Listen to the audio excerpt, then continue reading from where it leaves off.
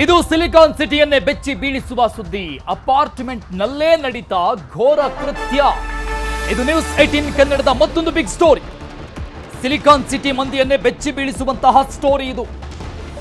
ಆ ಅಪಾರ್ಟ್ಮೆಂಟ್ ನಲ್ಲಿ ಘನಘೋರ ಕೃತ್ಯ ನಡೀತಾ ಹಾಗಾದ್ರೆ ನ್ಯೂಸ್ 18 ಕನ್ನಡದ ಬಿಗ್ ಸ್ಟೋರಿ. ಅಪಾರ್ಟ್ಮೆಂಟ್ ಸಂಪಿನಲ್ಲಿ ಅಸ್ಥಿ ಪಂಜರ ಪತ್ತೆಯಾಗಿದೆ. ಆನೇಕಲ್ನ ಬೇಗೂರು ಬಳಿಯ ಅಪಾರ್ಟ್ಮೆಂಟ್ನ ಸಂಪಿನಲ್ಲಿ ಪತ್ತೆಯಾಗಿರುವುದು ಅಸ್ಥಿ ಪಂಜರ. ಈ ಮೂಳೆಗಳನ್ನ ಕಂಡು ಇಡೀ ಏರಿಯಾ ಜನ ಬೆಚ್ಚಿ ಬಿದ್ದಿದ್ದಾರೆ. ಸಹಜವಾಗಿ ಆಶ್ಚರ್ಯಕ್ಕೊಳಗಾಗಿದ್ದಾರೆ ಜನ. ಅಸ್ಥಿ ಪಂಜರ ಕಂಡು ಪೊಲೀಸರಿಗೆ ಸ್ಥಳೀಯರು ಮಾಹಿತಿ ಕೊಟ್ಟರು. ಸ್ಥಳಕ್ಕೆ ತೆರಳಿ ಅಸ್ಥಿ ಪಂಜರ ಹೊರಗೆ ತೆಗೆದ್ರು ಪೊಲೀಸರು. ಈಗ FSLಗೆ ಕಳಿಸಿ ವರದಿಗಾಗಿ ಕಾಯ್ತಾ ಇದ್ದಾರೆ ಪೊಲೀಸ್ ಅಧಿಕಾರಿಗಳು.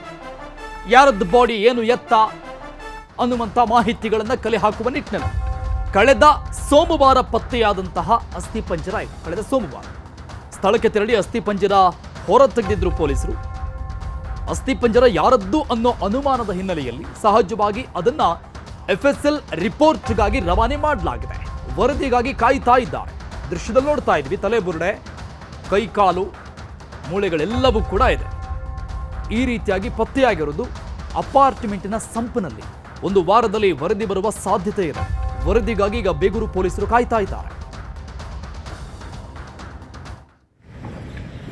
ಅದು ವಾಟರ್ ಹೆಂಗೊಂಡು ಮಳೆ ಬಂದಾಗ ವಾಟರ್ ರೈನ್ ವಾಟರ್ ಹಾರ್ವೆಸ್ಟಿಂಗ್ದು ಏನಿರುತ್ತೋ ಅದು ಕ್ಲೀನ್ ಮಾಡೋ ಸಮಯದಲ್ಲಿ ಅದರಲ್ಲಿ ಒಂದು ಮೂಳೆಗಳು ಹ್ಯೂಮನ್ ಸ್ಕೆಲೆಟನ್ ಸಿಕ್ತು.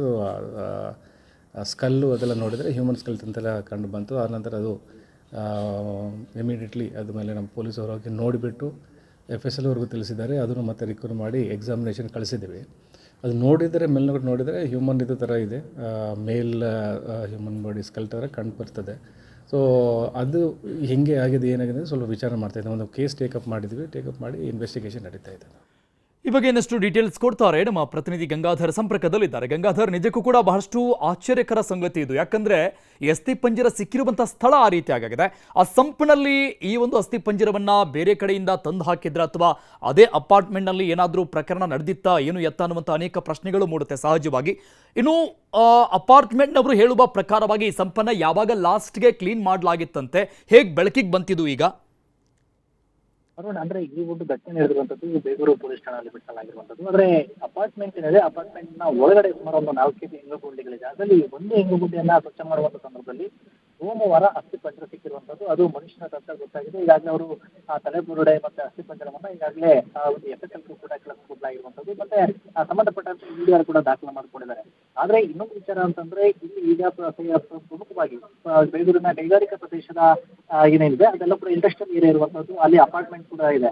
ಆದ್ರೆ ಅಲ್ಲಿ ಯಾರಾದ್ರೂ ಅಲ್ಲಿ ತಂದು ಒಳಗಡೆ ಇಟ್ಟಿರುವಂತದ ಇಲ್ವಾ ಅನ್ನೋದ್ರ ಬಗ್ಗೆ ಆ ಬಗ್ಗೆ ಕೂಡ ತನಿಖೆಯನ್ನ ಮಾಡ್ಕೊಂತಾ ಇರುವಂತದ್ದು. ಅಂದ್ರೆ ಹಿಂದೆ ಆ ಜಾಗ ಏನಿದೆ ಸುಮಾರು 10 ವರ್ಷಗಳ ಹಿಂದೆ ಈ ಅಪಾರ್ಟ್ಮೆಂಟ್ ಅನ್ನ ನಿರ್ಮಾಣ ಮಾಡುವಂತದ್ದು. ಅದಕ್ಕೂ ಮೊದಲು ಅಲ್ಲಿ ಸ್ಮಶಾನ ಇತ್ತು ಅಂತ ಕೂಡ ಹೇಳ್ತಾ ಇದ್ದಾರೆ. ಆದ್ರೆ ಸ್ಪಷ್ಟವಾಗಿ ಆ ಬಗ್ಗೆ ನಿಖರವಾಗಿ ಯಾರಿಗೂ ಕೂಡ ಮಾಹಿತಿ ಇಲ್ಲ. ಆ ಬಗ್ಗೆ ದಾಖಲೆಗಳನ್ನ ಕೂಡ ಈಗ ಪೊಲೀಸರು ಅದೊಂದು ಕಂದಾಯ ಡಿಪಾರ್ಟ್ಮೆಂಟ್ಗೆ ಕೂಡ ಕೇಳಿರುವಂತದ್ದು. ಹೀಗಾಗಿ ಅದು ಆ ಬಾಡಿಗೆ ಸಂಬಂಧಪಟ್ಟಂತೆ ಈ FSL ರಿಪೋರ್ಟ್ ಬಂದಂತ ಬಳಿಕ ಒಂದು ಸ್ಪಷ್ಟವಾದಂತಹ ಕಾರಣ ಗೊತ್ತಾಗಬೇಕಾಗಿರುವಂತದ್ದು. ಆದ್ರೆ ಅಲ್ಲಿ ಗುತ್ತಿಗೆ ಕಾರ್ಮಿಕರು ಸೂಚಗುಂಡಿಗಳನ್ನ ಅಲ್ಲಿ ಎಲ್ಲ ಕ್ಲೀನ್ ಮಾಡುವಂತಹ ಸಂದರ್ಭದಲ್ಲಿ ಈ ಒಂದು ಪಾತ್ರ ಸಿಕ್ಕಿದೆ. ಅದೆಲ್ಲವೂ ಕೂಡ ಜೋಡಿಸಿ ನೋಡಿದರೆ ಅದನ್ನ ನೋಡಿದ ಸಂದರ್ಭದಲ್ಲಿ ಮನುಷ್ಯರಾದಲ್ಲಿ ಮೇಲ್ನೋಟಕ್ಕೆ. ಓಕೆ ಗಂಗಾಧರ್, ಮತ್ತೆ ಸಂಪರ್ಕಿಸುವ ಪ್ರಯತ್ನ ಪಡ್ತೀವಿ. FSL ವರದಿಗಾಗಿ ಪೊಲೀಸರು ಕಾಯ್ತಾ ಇದ್ದಾರೆ. ಯಾಕಂದ್ರೆ ಕಳೆದ ಸೋಮವಾರನೇ ಈ ಒಂದು ಪ್ರಕರಣ ಬೆಳಕಿಗೆ ಬಂದಿದ್ದು. ಆ ಸ್ಕಲ್ಟನ್ ಅಸ್ಥಿ ಪಂಜರ ಸಿಕ್ಕಿರುವಂಥದ್ದು ಸೋಮವಾರ. ಎಲ್ಲ ವರದಿಗಳನ್ನು ಸಿದ್ಧಪಡಿಸಿಕೊಂಡು FSLನ ರಿಪೋರ್ಟ್ಗಾಗಿ ಕಾಯ್ತಾ ಇದ್ದಾರೆ.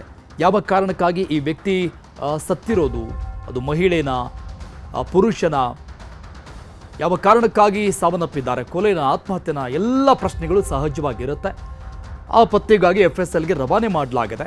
ಅಸ್ಥಿ ಪಂಜರ ತೆಗೆದಿರುವಂತಹ ಸಂಪನ ದೃಶ್ಯವನ್ನು ನೋಡ್ತಾ ಇದ್ವಿ. ಮತ್ತೊಂದು ಕಡೆ ಅದನ್ನು ಜೋಡಿಸಿಟ್ಟಿರುವಂಥ ದೃಶ್ಯಗಳು, ಅಂದರೆ ಪೊಲೀಸ್ ಅಧಿಕಾರಿಗಳು ಬಂದು ಅದನ್ನು ವಶಕ್ಕೆ ತೆಗೆದುಕೊಂಡಂತಹ ಸಂದರ್ಭದಲ್ಲಿ ತೆಗೆದಂಥ ಫೋಟೋ ಅದು. ಸಿಲಿಕಾನ್ ಸಿಟಿಯಲ್ಲಿ ಇದು ಘನಘೋರ ಕೃತ್ಯ. ಸಹಜವಾಗಿ ಸುತ್ತಮುತ್ತಲ ಜನರು ಜೊತೆಗೆ ಪ್ರಮುಖವಾಗಿ ಆ ಅಪಾರ್ಟ್ಮೆಂಟ್ನ ನಿವಾಸಿಗಳು ಬೆಚ್ಚಿ ಬಿದ್ದಿದ್ದಾರೆ. ಹೇಗೆ ಸಾಧ್ಯ ಇದು ಅನ್ನುವಂಥ ಪ್ರಶ್ನೆಗಳು ಸಹಜವಾಗಿ ಮೂಡಿರುತ್ತೆ ಅಲ್ಲಿನವರಿಗೆ.